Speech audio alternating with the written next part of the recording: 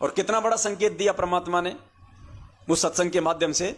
उन भक्तों ने कहा कि जी जब हमारी सीढ़ी अटक गई और आपके शरीर पे कबीर जी की फोटो आके लग गई तो कितना बड़ा संकेत था संगत के लिए कि संत रामपाल जी महाराज जी के रूप में खुद कबीर परमात्मा है। और फोटो दाढ़ी मूंछ वाली इसलिए लग गई क्योंकि संगत उस समय तक, क्योंकि वो काफी वो पुरानी बात है, लगभग 2008 या 6 के आसपास की बात है वो। तो उस समय दाढ़ी मूंछ वाले को ही लोग भगवान मानते थे, कबीर जी मानते थे, गुरु जी को तो संत मान रहे थे, अपना गुरु मानते थे। ये तो आज परमात्मा ने दया की है जो साथ संगति के माध्यम से हम लोग जान पाए हैं कि गुरु कौन है, परमात्मा कौन है। इस भेद को आज परमात्मा ने मिटाया है। तो उस समय वो लोग दाढ़ी मूंछ वाली फोटो को ही कबीर जी मान रहे थे। तो परमात्मा ने उनकी उसी सोच आधार से जिस फोटो को वो भगवान मान रहे थे, उसी फोटो को गुरुदेव के चेहरे के ऊपर सेट कर दिया।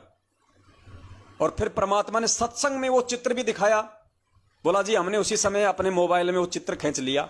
तो गुरुदेव ने सत्संग में वो फोटो भी दिखाई और एक परमात्मा ने एक एग्जाम्पल बना दिया। एक परमात्मा ने सारी संगत के लिए एक वो सबूत बना दिया। हमें यह समझाया फिर परमात्मा ने कि पुण्यात्माओं, दास के रूप में परमात्मा है धरती पे। तुम मुझे रामपाल मत समझो, मुझे अपने जैसा मत समझो। पुण्यात्माओं, ऐसे ऐसे संकेत किए हुए हैं गुरु जी ने, क्योंकि वो आत्मा उस समय कबीर जी की फोटो को ही भगवान मानती थी। तो गुरु जी ने उसी फोटो को आधार बना के कहा कि वो परमात्मा ये साबित करना चाहता है कि मम संत मुझे जान मेरा ही स्वरूपम। अपने आप को छुपाते हुए गुरु जी ने कहा कि कबीर परमात्मा का यदि कोई संत है उसको भी कबीर परमात्मा ही समझना चाहिए। तो ये बहुत सारी बातें हैं पुण्यात्माओं, लेकिन अब समझाएं किसको। अब सत्सेवक भाई बहन तो समझ चुके हैं, उनको तो कोई दिक्कत है नहीं किसी प्रकार की, उन पे तो दया है बंदी छोड़ की। उनको तो एडी से लेकर चोटी तक उनके तो शरीर की नस नस में समा गया है कि हमारे गुरुदेव ही परमेश्वर हैं, गुरु ही भगवान है। और जीते जी जब तक इस शरीर में प्राण है गुरुदेव के वचन पे चलेंगे, गुरुदेव की मर्यादा में चलेंगे, गुरुदेव के वचन से दूर एक कदम भी नहीं चलेंगे, चाहे धरती इधर से उधर हो जाए। लेकिन समस्या उन भाई बहनों के सामने आ रही है जो आज भी काल प्रेरित हैं और मैनेजमेंट के पीछे अंधे होके चल रहे हैं, वो विचार नहीं करते। तो समझाने में हम लोग लगे हुए हैं गुरुदेव के आशीर्वाद से, और ऐसी बात नहीं है, समय आने पे वो भी समझेंगे। भगवान धरती पे है, इतनी सद्बुद्धि तो दे रखी परमात्मा ने अगर उनको अपनी शरण में लिया है तो। लेकिन वही बात है भाई, एक गीदड़ था, गीदड़, और उसको कहीं से कोई पीला पर्चा मिल गया। गीदड़ को कहीं से कोई पेज मिल गया, कोई मार्केट में कोई पड़ा हुआ, किसी की कोई मार्कशीट गिर गई, या किसी का कोई लेटर पैड गिर गया होगा, या किसी का कोई सर्टिफिकेट गिर गया होगा।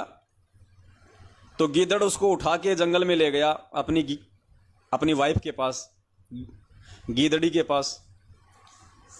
और गीदड़ी ने कहा कि आज ये क्या ले आया आप?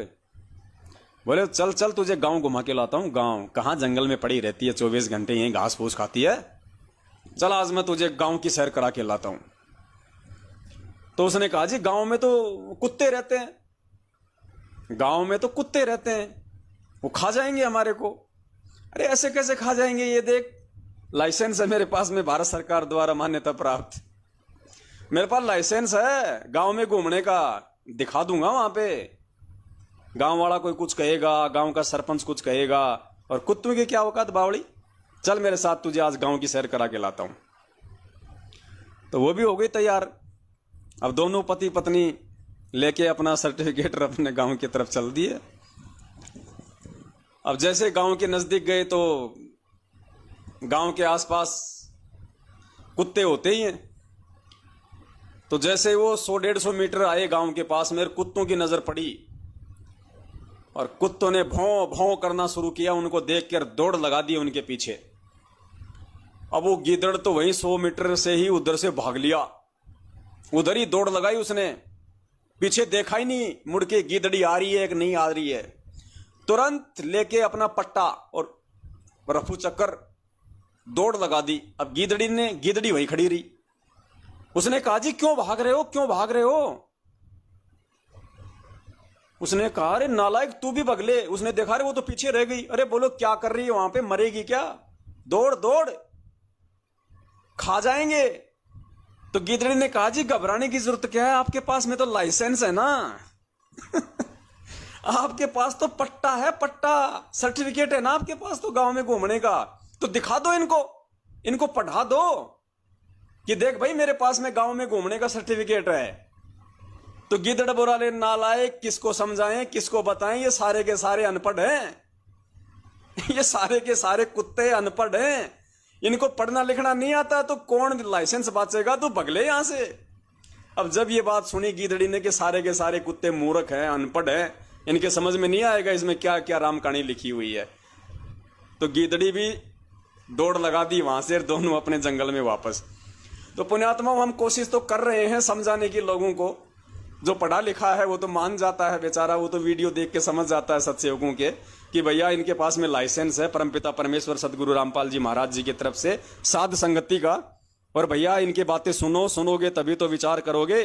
कहे कबीर सोई जन मेरा, जो नीर खीर का करे निवेरा। और भाई जो कति जो अनपढ़ होते हैं, जो मूर्ख होते हैं, उनसे तो हमने भी पीछा छुड़ाना मुश्किल हो जाता है, क्योंकि वो पढ़े लिखे नहीं, फिर उनकी समझ में नहीं आता इसमें लाइसेंस में क्या लिखा हुआ है।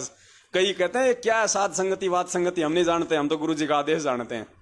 तो ऐसे लोगों से फिर पीछा छुड़ाना मुश्किल हो जाता है, वहां से तो फिर भागना ही अच्छा है। तो भाई कोशिश तो कर रहे हैं भगत भाई बहन लाइसेंस दिखा दिखा के साध संगति के माध्यम से, लेकिन अब लोग समझ नहीं पा रहे, वो एक बात अलग है। समझेंगे ऐसी बात नहीं है, परमात्मा दया करेंगे, सदा ही ऐसे थोड़े रहेंगे, मूर्ख ही थोड़े बने रहेंगे। आज नहीं तो कल समझ जाएंगे, जब कर्मों की चोट पड़ेगी तब समझ जाएंगे। बाकी लोगों की तरह जब समस्याएं दुख तकलीफ आएंगी, घर में अकाल मौतें होंगी, कहर टूटेंगे, क्योंकि गुरुजी कहते हैं ना कि जहां तन लागे सो तन जाने। दुनिया मर रही है, किसी को कोई खबर नहीं है, जब खुद की मौत का नंबर आता है तब आदमी की आंखें खुलती हैं। तो ये संगत में हजारों भगत भाई बहन अकाल मौत मर रहे हैं, कोई विचार नहीं कर रहा कि क्यों मर रहे हैं भाई। अरे समर्थ की शरण में, भगवान की शरण में, गुरुदेव धरती पे, और परमात्मा ने कह दिया कि मेरे भगत की अकाल मौत नहीं हो सकती, चाहे एक बार सुन लो चाहे 100 बार सुन लो, मेरा भगत एक्सीडेंट में नहीं मर सकता। ये गुरुदेव ने अपने सत्संगों में बिल्कुल कति क्लियर स्पष्ट रूप से कि मेरे भगत की एक्सीडेंट में मौत नहीं हो सकती। ये पुण्यात्माओं समर्थ के वचन है, डूम भाट की गीत नहीं है। स्पष्ट कहा परमात्मा ने कि मेरे भगत की एक्सीडेंट में मौत नहीं हो सकती, अकाल मौत नहीं हो सकती, अगर मर्यादा में रहेगा तो। जब तक हंसा हमरी आना, काल लगे ना तेरा बाणा। सुन लो पहले गुरुदेव के मुख कमल से सत्संग। और आप मृत्यु भी होगी, ये नहीं कि नहीं होगी, लेकिन अकाल नहीं होगी। कबीर साहब की सम्माने के बाद अकाल मृत्यु नहीं होगी, एक्सीडेंट में नहीं मर सकते। तो आपका ध्यान से सुनना, गुरुदेव कहते हैं अकाल मौत नहीं होगी और एक्सीडेंट में मौत नहीं होगी। ये एक्सीडेंट शब्द ध्यान से सुनना पुण्यात्माओं, फिर विचार करना समर्थ का वचन कौन तुड़वा रहा है, मर्यादा कौन तुड़वा रहा है। गुरुदेव कह रहे हैं मौत तो सबकी होती है, लेकिन मेरे भगत की अकाल मौत नहीं होगी, एक्सीडेंट में मौत नहीं होगी। ध्यान से सुनना।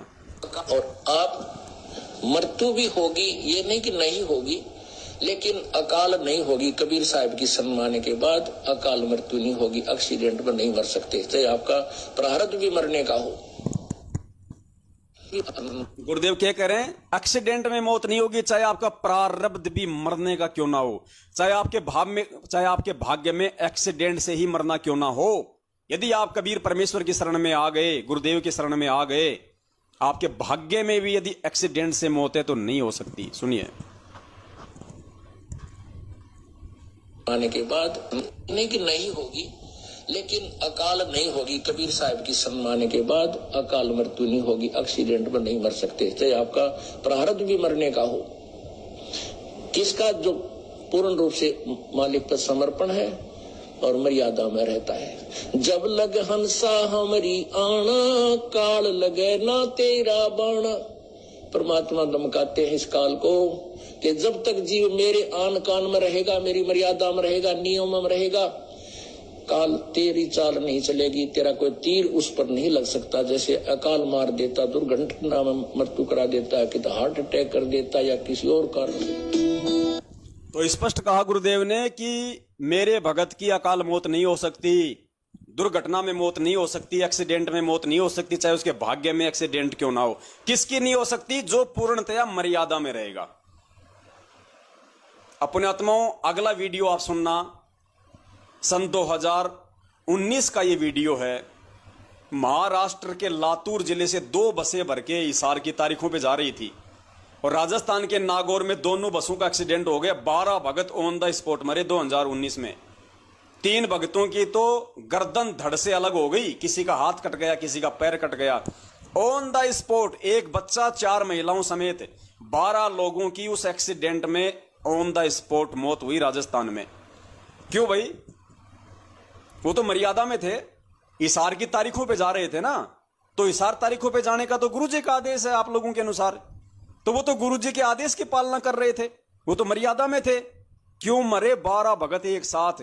किसी भी संत के भगत नहीं मरे इतने एक साथ आज तक। क्यों मरे? इसका मतलब हिसार तारीखों पे जाने का आदेश गुरुजी का नहीं है, वो मनमाना आचरण था उनका। गुरुदेव के वचन को तोड़ रहे थे वो, उस पीड़े पर्चे को अपना गुरु बना रखा था। मैनेजमेंट के आदेशों को, अपने कोऑर्डिनेटरों के आदेशों को मान के और गुरु के आदेश को नीचा कर दिया उन्होंने, और 12 भक्तों की मौत हुई। अब बताओ पुण्यात्माओं, वो तो गुरुजी के लिए जा रहे थे हिसार में, तो कौन सी मर्यादा टूट गई? लेकिन हिसार जाना ही मर्यादा तोड़ना था, क्योंकि वो गुरु का आदेश नहीं है। परमात्मा ने कह दिया, नालायकों इतनी अच्छी भक्ति दे दी, अपनी रोजी रोटी करो, अपना समय और सवासों का बचाव करो, क्यों धक्के खाते फिरते हो? ये बद्रीनाथ, केदारनाथ, गोवर्धन की फेरियां काटते थे पहले। अरे ज्ञान देके तो बड़ी मुश्किल से तुम्हारी वो परिक्रमा मैंने छुड़वाई है, और तुमने हिसार जेल को धाम बना के अब तुम इसकी परिक्रमा मारने लग गए हर महीने। क्या पाखंड छोड़ा फिर तुमने? तुम्हारे घर में नहीं है क्या तुम्हारा गुरु, तुम्हारा भगवान तुम्हारे घर पे नहीं है क्या? क्यों धक्के खाते फिर रहे हो तुम? और क्या कर लोगे तुम जेल में आके? और क्या कर लिया 7 साल में तुमने? छुड़वा दिया मुझे आजाद करवा दिया तुमने जेल से, उल्टा मेरे लिए मुसीबतें पैदा कर दी तुम लोगों ने। 10 गालियां तुम खाते हो, 20 मेरे को दिलाते हो, भीड़ इकट्ठी कर देते हो मूर्खों की तरह। मैं कोर्ट में नहीं आ पाता, तारीखों पे तारीखें हो रही है मेरी, क्या करूं, क्या रोऊं मैं? पहले तो तुमने मुझे आश्रम में नहीं जीने दिया, खून के आंसू रुलाते थे। अब कुछ शांति मिली जेल में आके, तो यहां भी तुम मेरे को दुखी करने आ गए। और 12 भक्तों की मौत हुई है उन हिसार तारीखों पे जाने वालों की, और 1-1, 2-2 तो पता नहीं सैकड़ों की संख्या में मरे, सैकड़ों की संख्या में 1-1, 2-2 तो। कोई ट्रेन के नीचे आके, कोई रोड एक्सीडेंट में मर रहा है, कोई वहां हिसार में फांसी खा के मर रहा है। सुनो, ये 2019 का वीडियो, इतिहास में पहली बार किसी संत के 12 भगत एक साथ मरे। पुण्यात्माओं, काल ऐसे ही इस भगवान का नामो निशान मिटाना चाहता है कि बाकी लोग सोचेंगे यार ये तो तारीखों पे जा रहे थे, तारीखों पे जाने के आदेश तो गुरुजी के हैं, और फिर भक्तों की मौत क्यों हो गई? भाई इसका मतलब कहीं ना कहीं दिक्कत है, या तो गुरुजी में कमी है, भक्ति में कमी है। अरे नालायकों, ना भक्ति में कमी, ना गुरु में कमी, कमी तुम्हारी सोच में है, कमी उन काल एजेंटों में है जिसके चलते तुम इस गुरु में दोष निकाल रहे हो। सुनो ये वीडियो और आंखें खुल जानी चाहिए। परमात्मा कहते हैं, घट ही में गंगा, घट ही में यमुना, घट ही में है जगदीश। अरे जब परमात्मा, वो जगदीश कौन? जगदीश कोई लक्ष्मी का पति है क्या? जगदीश का मतलब जगत प्लस ईश, सारे संसार का स्वामी। कौन? कबीर परमात्मा, सतगुरुदेव। वो कहां है? संध्या आरती रोज करते हो ना, घट ही में गंगा, घट ही में यमुना, घट ही में है जगदीश, सतगुरु तारेंगे। सिर्फ करते हो, विचार नहीं करते उन वाणियों पे। परमात्मा कहते हैं, कहे कबीर सुनो भाई साधो, मैं तो हूं विश्वास में, और मोको कहां ढूंढे रे बंदे, मैं तो तेरे पास में। फिर हिसार क्या धक्के खाने जा रहे हो? अरे जब गुरुजी आश्रम में आ जाए तब जाओ, 1000 बार जाओ, 1,00,000 बार जाओ, तुम्हें कौन रोकने वाला है? आज क्यों उनके लिए मुसीबत पैदा कर रहे हो? क्यों अपनी अज्ञानता का प्रमाण दे रहे हो? जब कह दिया भगवान ने कि मोको कहां ढूंढे रे बंदे, मैं तो तेरे पास में। घर में तूने जो दरबार लगा रखा, क्या तूने बाबा श्याम जी का लगा रखा है, जो तुझे उसमें अपना गुरु दिखाई नहीं देता, अपना भगवान दिखाई नहीं देता? घर बैठ के अपनी भक्ति, अपना काम दाम कर, लेकिन तेरे को तो राजनीति से मतलब है ना, तेरे को तो बकवाद करने से मतलब है, हिसार तारीखों पे जाके तेरे को तो पिकनिक मनाने से मतलब है, तेरे को तो रिकॉर्ड बनाना है कि देखो कोई ये ना कह दे कि ये भगत अब की बार तारीखों पे नहीं गया। तेरे को तो रिकॉर्ड बनाने से मतलब है, भक्ति और भगवान से मतलब थोड़ी है।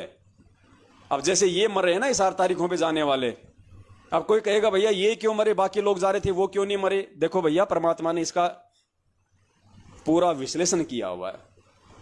मालिक ने कहा 2 प्रकार से उन भक्तों की मौत होगी जो मर्यादा तोड़ देंगे। कैसे? अब जैसे ये महाराष्ट्र से आ रहे थे, 12 लोग मरे, बाकी लोग भी जा रहे हैं, वो क्यों नहीं मरे?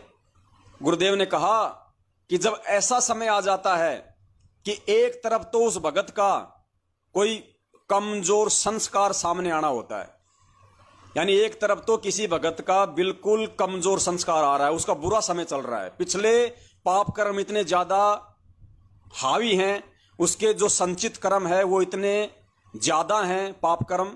एक तरफ तो उसका कोई बुरा समय आना हो और दूसरी तरफ वो मर्यादा तोड़ दे, तो पुण्यात्माओं अगर वो मर्यादा तोड़ देगा तो फिर उस बुरे समय में परमात्मा उसकी रक्षा नहीं करेगा, भगवान अपना विधान नहीं तोड़ता। और यदि उसका बुरा समय आ रहा है या आने वाला है और यदि मर्यादा में है तो भगवान बुरे समय को टाल देता है। परमात्मा कहते हैं संत शरण में आने से आए टले बला, और जय मस्तक में सूली हो फांसी हो वह कांटे में टल जा। अगर सूली भी टूटनी हो फांसी भी लगनी हो तो परमात्मा कहते हैं मर्यादा वाले भगत को हल्की चोट मार के परमात्मा छोड़ देता है, उस पर आपत्ति नहीं आने देता। तो ऐसी मौत कौन मरता है फिर? जो मर्यादा तोड़ देता है और जिसका संस्कार कमजोर होता है, जिसके भाग्य में कोई संकट आना होता है लिखा होता है, जिसका कोई बुरा समय आना होता है और उसी समय वो मर्यादा तोड़ देता है। तो मर्यादा टूट जाने से फिर उस बुरे संस्कार से भगवान रक्षा नहीं करता। तो ये जो महाराष्ट्र वाले भगत थे या अन्य जो एक एक दो दो करके जो और भी सैकड़ों की संख्या में लोग मरे हैं तारीखों पे जाने वाले, कोई रोड एक्सीडेंट में मरा है, कोई फांसी खा के मरा है, कोई ट्रेन के आगे कूद के मरा है, कोई नहर में कूद के मरा है। तो वो क्यों मरे? वो एक तो उनका बुरा संस्कार था और ऊपर से मैनेजमेंट ने गुरु आदेश के खिलाफ उनको हिसार भेजना शुरू कर दिया।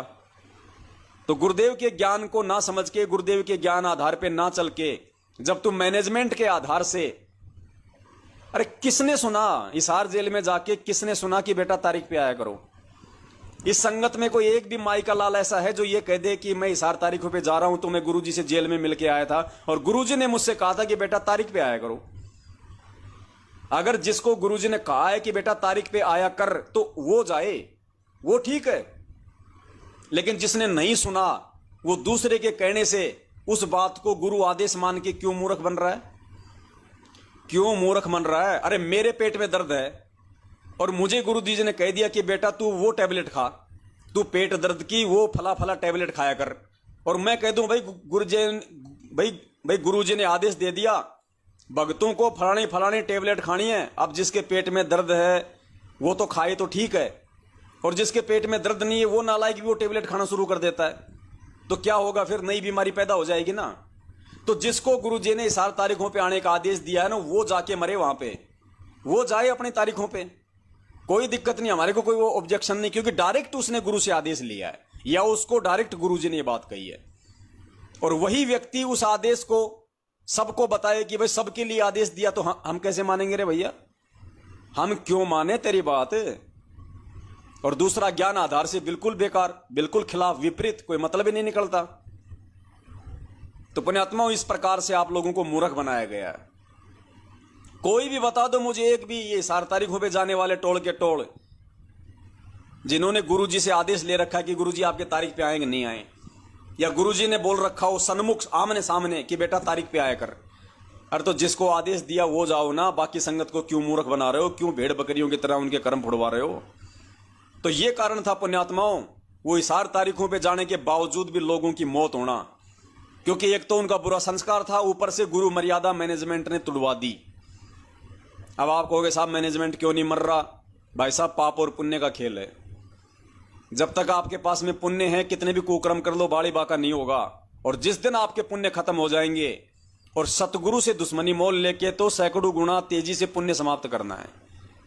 और जिस दिन पुण्य समाप्त हो गए पुण्यात्माओं, इनकी हालत देख लेना आप खुद भी सोचने पे मजबूर हो जाओ कि भगवान ऐसी भी सजा मिलती है क्या? इनका वो बुरा समय आने वाला है मैनेजमेंट वालों का, जो देखा देखी में चल रहे हैं, जो राजनीतियां कर रहे हैं, आरक्षण बाजियां कर रहे हैं, खुद ने कर्म फोड़े, संगत के कर्म फुड़वाए। तो पुण्यात्माओं दास की विनती है, दास की प्रार्थना है, वो वीडियो आप जी एक बार सुन लीजिए। उसके बाद आपको विचार करना चाहिए कि भैया ये तो तारीखों पे जा रहे थे, अगर गुरुजी के आदेश होते तो इनकी ऐसी दुर्गति से मौत क्यों हुई?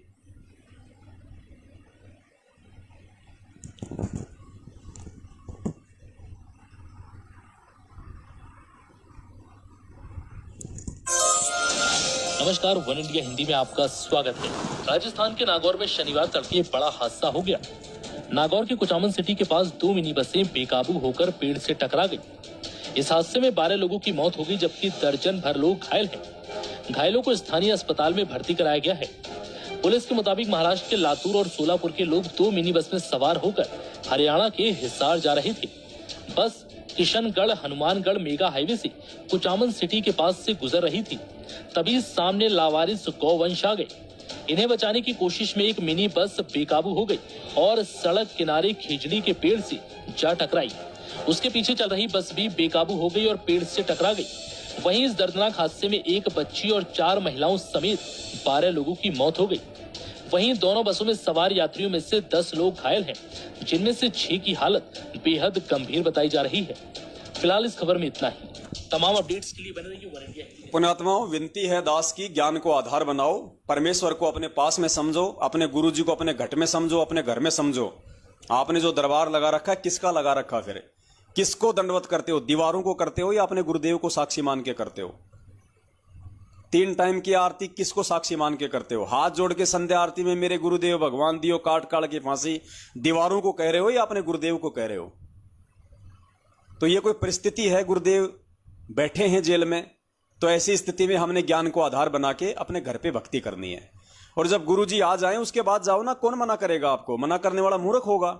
जिस आश्रम में गुरुजी आ जाएंगे चाहे वही रहो, क्या दिक्कत है? महीने में 2 बार जाओ, 10 बार जाओ, तुम्हें कोई रोकने टोकने वाला नहीं है।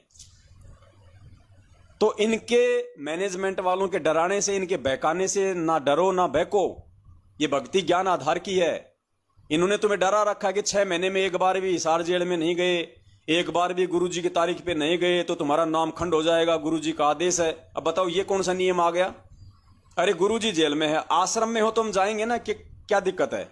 अब जेल में हमें क्या मिल रहा है? वहां पे ना गुरुजी मिल रहे, ना गुरुजी के दर्शन हो रहे, ना गुरुजी कोई सत्संग सुना रहे, ना गुरुजी का आशीर्वाद मिल रहा, पुलिस वालों की गालियां और डंडे मिलते हैं। अब एक मूर्ख ने कहा कि भैया पुलिस वालों के वहां पे जो डंडे पड़ते हैं ना, उससे हमारे वो कर्म कटते हैं। अरे हिसार जाते हैं, पुलिस वालों के डंडे पड़ते हैं तो हमारे वो कर्म कटते हैं। बताओ, ये मूर्खता भरी बातें इन लोगों की। अरे अगर यही विधि है, अगर ये कर्म काटने की, मतलब उसने साबित कर दिया कि भक्ति से तो कर्म नहीं कटते, आरती मंत्र सुमरण करने से नहीं कटेंगे कर्म, पुलिस वालों के डंडे खाने से कर्म कटेंगे। तो भाई अपने पड़ोसी का लेके पत्थर सिर फोड़ दो, पुलिस तुम्हें घर से उठा के ले जाएगी तुम्हारे वो कर्म सुधारने के लिए। अपने पड़ोसी का सिर फोड़ दो, फोन भी करने की जरूरत नहीं पुलिस वालों की, तुम्हारे वो कर्म काटने के लिए खुद ही तुम्हारे घर पे आ जाएंगे, तुम्हारे को गाड़ी में बैठा के ले जाएंगे, ढंग से तुम्हारे को कर्म काटेंगे। क्यों हिसार जाते हो, इतनी दूर जाके वहां पे एक आधा डंडा खाते हो? एक आधे डंडे में कितने क्या वो कर्म हमारे कटेंगे? अरे ढंग से कटवाओ ना, पड़ोसी की हत्या कर दो, 5-7 दिन तक ढंग से तुम्हारे सारे जो कर्म है साफ कर देंगे वो पुलिस वाले। तो ऐसी मूर्खता भरी बातें ये कोऑर्डिनेटर लोग संगत में प्रचारित करते हैं। अब देखो पुण्यात्माओं, इसके विषय में भी परमात्मा ने मालिक को मालूम था, गुरुदेव अंतर्यामी होते हैं और गुरुदेव को पहले ही पता था इन सारी बातों का। तो परमात्मा ने 2006 के बाद, जब परमात्मा 2008 में जेल से आए करोथा कांड के बाद, तो बहुत सारे भक्तों ने शंका व्यक्त की कि गुरुजी हम तो 2 साल आपके दर्शन नहीं कर पाए, हम तो आपसे मिल ही नहीं पाए, तो हमारा नाम तो खंडन नहीं हो गया? तो गुरुदेव ने क्या कहा, बड़े प्यार से समझाया परमात्मा ने कि पुण्यात्माओं वो कोई विशेष परिस्थिति थी और ऐसी परिस्थिति में नामखंड नहीं होता है, चाहे 4 साल लग जाओ चाहे 5 साल लग जाओ, ऐसी परिस्थिति में नामखंड नहीं होता। वो कोई लीला थी कोई परमात्मा की। फिर गुरुजी ने उदाहरण देके समझाया कि जैसे कोई व्यक्ति एक्सीडेंट हो जाए और उसको चोट लग जाए, उसका पैर टूट जाए और 6 महीने उसको खाट में पड़ा रहना पड़ जाए। अब 6 महीने खाट में पड़ा है तो उसकी मजबूरी है, वो हृदय से तो जाना चाहता था सत्संग में गुरुजी के दर्शन करने, लेकिन उसकी मजबूरी है, वो जा नहीं सकता, उसका पैर टूट गया। तो गुरुदेव ने कहा कि ऐसी स्थिति में नामखंड नहीं होगा, गुरु नाराज नहीं होगा। लेकिन जब तुम्हारा पैर ठीक हो जाए और उसके बाद भी यदि तुम आश्रम में नहीं जाते हो, अपने गुरुजी के जो है सत्संग सुनने नहीं जाते हो, उनके दर्शनों के लिए नहीं जाते हो, तो फिर तुम गुरु मर्यादा से दूर समझे जाओगे। तो गुरुदेव ने बताया कि ठीक इसी प्रकार मैं जो जेल में था 2 साल तक, वो कोई लीला थी परमात्मा की। तो ऐसी स्थिति में अपने मन में शंका पैदा मत करना कि हमारा तो नामखंड हो गया होगा। तो पुण्यात्माओं, आज गुरुजी जेल में ही तो है। उसी प्रकार तो आज मजबूरी है आप और हमारी। किसको दर्शन हो रहे हैं? कौन दर्शन कर रहा है? इसार जाके गुरुजी के धक्के खा के आ जाते हैं वापस। तो परमेश्वर ने कहा कि ऐसी स्थिति में घर बैठ के अपनी भक्ति करो, और जब गुरुजी आ जाए तो जाओ, उसके बाद थोड़े बैठे रहना घर पे, फिर तो जाना है। और ये मैनेजमेंट वाले संगत को डरा रहे पीला पर्चा निकाल के, क्योंकि गुरुजी का आदेश है जो 6 महीने में एक बार भी मेरी तारीख पे नहीं आएगा उसका नाम खंड हो जाएगा। अरे परमात्मा को झट से दोगला साबित कर देते हैं चंद सेकंडों में ये लोग। अब सुनो पूज्य गुरुदेव जी क्या कह रहे हैं उसके विषय में।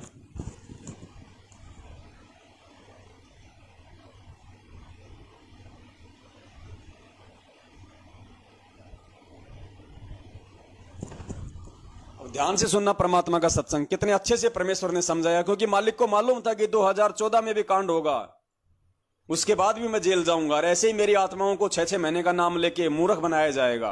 तो परमात्मा ने 2008 में ही हमारे को यह समझा दिया था कि मूर्ख मत बनना। परमात्मा बार बार प्रार्थना करते हैं कि संत मिलन को चालियो, दिन में कई बारे आसोज के में जो ये घना करे उपकार। भाई कई बार ना जा सके तो संत दर्श 2 बखत कर ले, कहे कबीर संत दर्श ते यू काल दगा ना दे। 2 बखत भी ना कर सके तो दिन में कर एक बार, कह कबीरता दास का बेड़ा हो जा पार। फिर परमात्मा बताते हैं कि एक बार भी नहीं कर सकता है, दूरी ज्यादा हो जाती है। तो कहते हैं सप्ताह में एक बार अवश्य कोशिश कराने की। सप्ताह में भी नहीं बात बनती है, ज्यादा दूरी है, तो पक्ष यानी 15वें दिन पक्ष अवश्य। उससे भी दूरी है तो फिर 1 महीने में अवश्य दर्शन करने की चेष्टा कर। अवश्य पहुंच, और फिर भी कुछ ज्यादा ही विदेश दूर चला गया है तो 6 महीने तक चूकिए मत। और भी ज्यादा कोई मजबूरी या दूर चला गया है तो 1 वर्ष में संत के दर्शन के लिए अवश्य आइए। और दूर रहते हुए फिर कैसी भावना रखे? लाख कोस जो गुरु बसे और शेष समुद्रा तीर, एक पलक भूले नहीं जो गुण हो शरीर। कहते हैं गुरुजी चाहे लाख कोस की दूरी पर बैठी हैं लेकिन दिल से दूर नहीं होनी चाहिए। तो 1 साल में कोस अवश्य पहुंचना चाहिए। अब यहाँ भक्तों के शंका आती है कि गुरु। अब सुनना पुण्यात्माओं, अब आगे परमात्मा उस शंका का समाधान कर रहे हैं जो आज मैनेजमेंट वालों ने सबके दिलो दिमाग में बैठा रखी है कि 6 महीने में एक बार भी इसार तारीख पे नहीं गए तो गुरुजी का आदेश है नाम खंड हो जाएगा। गुरुजी खुद इस बात के ऊपर क्रॉस लगा रहे हैं। ध्यान से सुनना, क्रोथा कांड का जिक्र करते हुए जब गुरुजी 2 साल जेल में थे उस बात का जिक्र करते हुए खुद परमात्मा आज इन मैनेजमेंट वालों की इस मनमानी हरकत का खंडन कर रहे हैं कि ऐसे नाम खंड नहीं होता।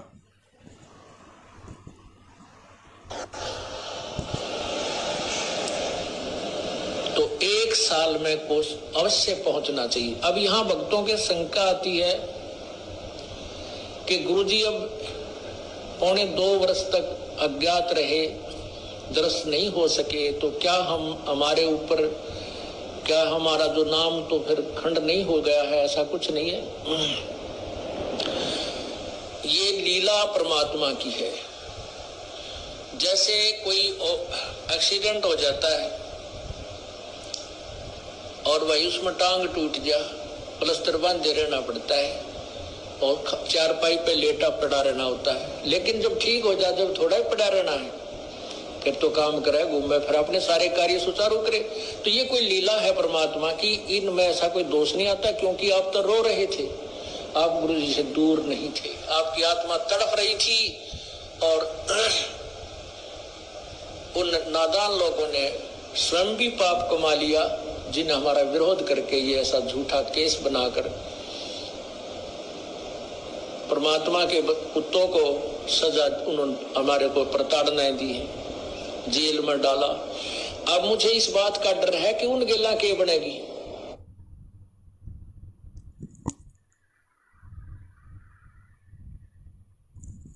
परमात्मा बार बार प्रार्थना करते हैं कि संत मिलन को, कहते हैं गुरुजी से लाख, तो 1 साल में कोष अवश्य पहुंचना चाहिए। अब यहां भक्तों के शंका आती है कि गुरुजी अब 1.25 वर्ष तक अज्ञात रहे, दर्श नहीं हो सके, तो क्या हम हमारे ऊपर, क्या हमारा जो नाम तो फिर खंड नहीं हो गया है? ऐसा कुछ नहीं है, ये लीला परमात्मा की है। जैसे कोई एक्सीडेंट हो जाता है और वही उसमें टांग टूट जा, प्लास्टर बांधे रहना पड़ता है और चारपाई पे लेटा पड़ा रहना होता है। लेकिन जब ठीक हो जाए, जब थोड़ा ही पड़ा रहना है, फिर तो काम करे, घूमे, फिर अपने सारे कार्य सुचारू करे। तो ये कोई लीला है परमात्मा की, इनमें ऐसा कोई दोष नहीं आता। क्योंकि आप तो रो रहे थे, आप गुरु जी से दूर नहीं थे, आपकी आत्मा तड़प रही थी। और उन नादान लोगों ने स्वयं भी पाप कमा लिया, जिन्हें हमारा विरोध करके ये ऐसा झूठा केस बनाकर परमात्मा के कुत्तों को सजा उन्होंने हमारे को प्रताड़नाएं दी, जेल में डाला। अब मुझे इस बात का डर है कि उन गेला के बनेगी।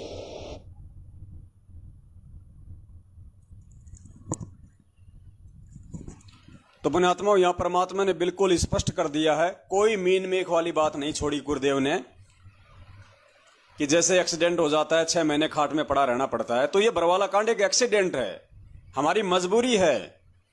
हम प्रशासन को दुखी नहीं कर सकते, हम मर्यादाओं में रहने वाले इंसान हैं, हम इस देश के एक सभ्य नागरिक हैं, हम अपने गुरुदेव के वचनों पे चलने वाले व्यक्ति हैं। हमारी वजह से हमारे गुरुदेव के ऊपर किसी प्रकार की आंच आए, दिक्कत आए, कोई बदनामी हो, हम नहीं चाहेंगे। हमारे गुरुदेव ने हमें अपना ज्ञान करवा दिया, हमें भक्ति दे रखी है, हमें करने के लिए काम दे रखा है। हमारे गुरुदेव हमारे से शरीर से दूर हैं, हमारे दिल से दूर नहीं है, हमारी आत्मा से गुरुदेव दूर नहीं है, हमारे मन से गुरुदेव दूर नहीं है। तो संगत को देखो किस प्रकार से मूर्ख बनाया जा रहा है कि 6 महीने में नहीं गए तो नाम खंड हो जाएगा। अब बताओ पुण्यात्माओं, कोई ऐसी माई है जो घर में अकेली है, बूढ़ी है, और बेटा बेटी उसके विरोध में, वो कैसे हर 6 महीने, हर 3 महीने वो 4 तारीखों पे जाएगी? वो कैसे जा सकती है बेचारी? तो क्या फिर वो तो भक्ति नहीं कर पाएगी? ये कौन सा नियम हो गया फिर भक्ति में? तो पुण्यात्माओं, इस प्रकार से इन्होंने संगत को बिल्कुल ऐसा भेड़ बकरियों की तरह इतना जम के इन्होंने संगत का आर्थिक शोषण किया, दैहिक शोषण किया, शारीरिक शोषण इन्होंने इशार की तारीखों पे भेज के, रक्तदान से, देह दान से, राजनेताओं की रैलियों में बोर्ड डलवा के, आरक्षणों में बैठा के, तो शारीरिक रूप से संगत की ऐसी तैसी की इन्होंने जम के। और ज्योति पाठ और दान के नाम पे इन्होंने संगत की आर्थिक तौर पे ऐसी तैसी की, और आज ये हालत कर दी संगत की कि आम की तरह निचोड़ के फेंक दिया। अब संगत को कह रहे हैं 6 महीने में नहीं गई तो नामखंड हो जाएगा, और वो महेंद्र भगोड़ा, वो गुरुजी का जवाई संजय खानपुर वाला, वो गुरुजी का छोटा बेटा मनोज भगोड़ा, ये सारे के सारे लोग ये तो वांटेड है, ये तो जा ही नहीं सकते, इनको तो पुलिस की तलाश है। ये तो 6 महीने क्या, ये तो आज तक ही कभी जेल के सामने नहीं गए, तो क्या इनके नामखंड नहीं हो रहे? इनको कोई लोहे का नाम मिला हुआ क्या? स्टेनलेस स्टील नाम है क्या इनके पास, जो इनका नामखंड नहीं होता और संगत का बेचारी का नामखंड हो जाता है? अरे वो तो भगोड़े हैं, वो तो पुलिस से छुपते फिर रहे हैं, वो तो जा ही नहीं सकते वहां जेल के आगे, तो क्या उनका नामखंड नहीं हो रहा? वो भगत नहीं है, वो भगवान है। तो पुण्यात्मा, ऐसे संगत को मूर्ख बनाया गया, और इसीलिए परमात्मा ने यह ज्ञान दिया था कि बच्चों, जब तक तुम ज्ञान को आधार नहीं बनाओगे और मेरे सत्संग रूपी वचनों पे जो मैंने तुम्हें निर्देशित किया, आदेशित किया, जब तक तुम मेरे सत्संग रूपी वचनों पे चलना नहीं सीखोगे, तब तक तुम मार ही खाते रहोगे। कोई भी ऐरा गहरा नत्थु बहरा अपने स्वार्थ के लिए तुम्हें मूर्ख बनाता रहेगा, और तुम मूर्ख बनते रहोगे। इसीलिए परमात्मा ने हमें कहा है कि ये जो नित्य नियम तुम करते हो, ये तुम्हारा थर्मामीटर है। सत्संग जो है हमारे थर्मामीटर है, ये पैमाना है। कि हम कितने सही चल रहे हैं, हम कितने गलत चल रहे हैं, हमारी भक्ति सही है या नहीं है, हमें कोई भ्रमित तो नहीं कर रहा है। ये पैमाना है, थर्मामीटर है, नित्य नियम जो वाणियां हैं। अब ये मैनेजमेंट कभी भी तुम्हें इस तरह की सलाह नहीं देगा कि गुरु जी के ज्ञान को आधार बनाओ, सत्संगों को आधार बनाओ। अब सुनो, परमात्मा हमें निर्देशित कर रहे हैं कि भैया ये तुम्हारा थर्मामीटर है। रोज जो तुम नित्य नियम करते हो, किस लिए करते हो भैया? ड्रामा कर रहे हो क्या?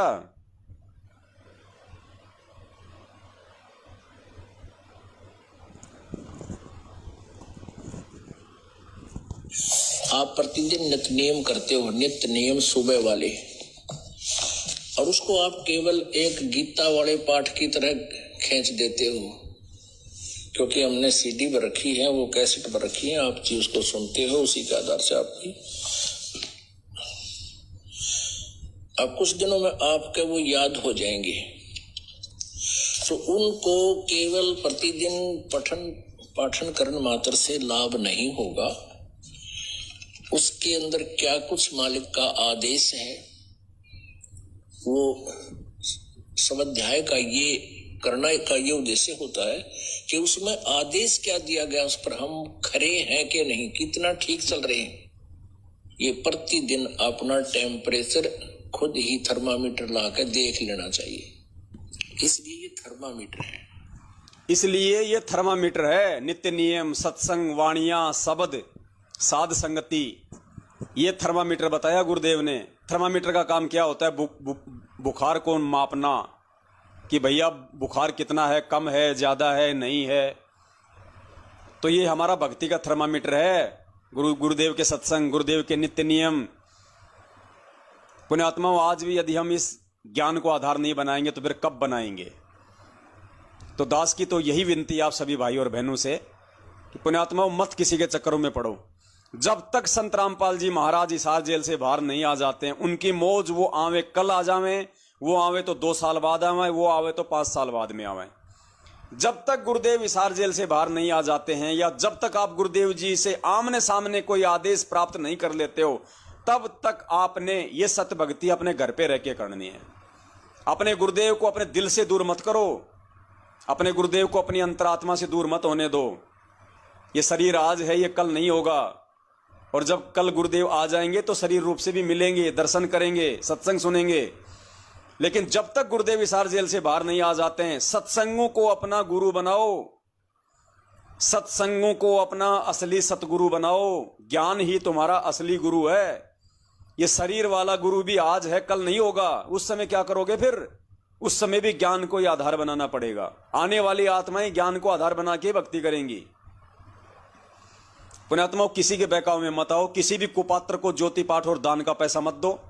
किसी के बहकावे में आके हिसार की तारीखों पे मत जाओ। किसी के भी कहने से, दबाव में आके इन फर्जी नामदान केंद्रों पे, और जितने भी इन्होंने फर्जी आश्रम खोल रखे हैं, दिल्ली के मुंडका में, जिंद में, भिवानी में,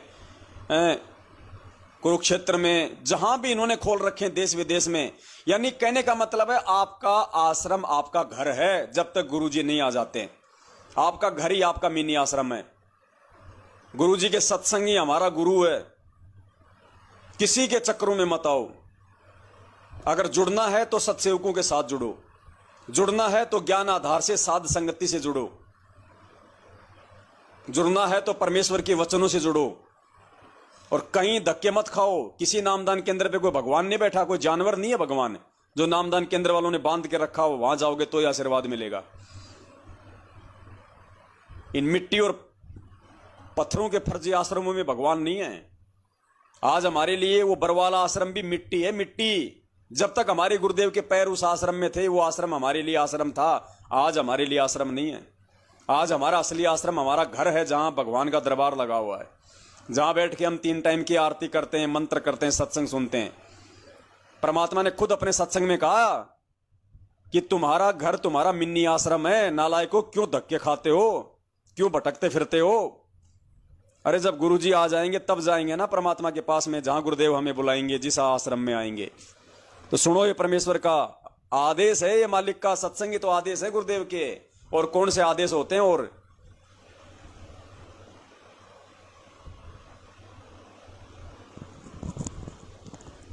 ये सत्संग सुनने के बाद भी जो गुरुदेव ने कह दिया कि आपका घर ही आपका मिनी आश्रम है, उसके बाद भी पुण्यात्माओं, यदि आप गुरुदेव के आने तक चाहे कोई तुम्हें कितना ही भ्रमित करे, कितना ही डराए कि भैया मैं डायरेक्ट गुरुजी से मिलके आया हूं, गुरुजी परसों आ रहे हैं, गुरुजी ने आदेश दे दिया है पूरी संगत को कि उस आश्रम में जमा हो जाओ, नहीं, भाड़ में जाओ तुम, और भाड़ में जाएं तुम्हारे आश्रम। जब गुरुजी आ जाएंगे और अपनी आंखों से देख लेंगे कि हाँ गुरुजी फला फला आश्रम में आ गए, तब जाएंगे उस आश्रम में हम। ये कोई राजनेताओं वाला मार्ग नहीं है कि कोई राजनेता 20 साल तक जेल में रह के आया और जब वो जेल से बाहर निकल रहा है तो उसके स्वागत के लिए माला लेके पहुंच जाओ जेल में। नहीं, पहली बात तो वो समय आएगा ही नहीं। भगवान को राजनेता ही माला पहना के लेके आएंगे अब की बार, जब इनके लठ लग जाएगा ना ढंग से। हरियाणा में कहते हैं लांडा। गुरुजी ने एक सत्संग में कहा कि जब लांडा लग जाता है, लांडा यानी हर तरफ से आदमी संकटों में घिर जाता है, कहीं कोई बचाव का रास्ता नजर नहीं आता, उसको कहते हैं लांडा लगना। तो जब इन राजनेताओं के, इन मंत्रियों के, प्रधानमंत्रियों के जब ये लांडा लग जाएगा ना प्राकृतिक आपदाओं का, संकटों का और महामारियों का, तब ये खुद भगवान के गले में और ये माला पहना पहना के अपने कंधों पे बैठा के लेके आएंगे पांडवों की तरह। ध्यान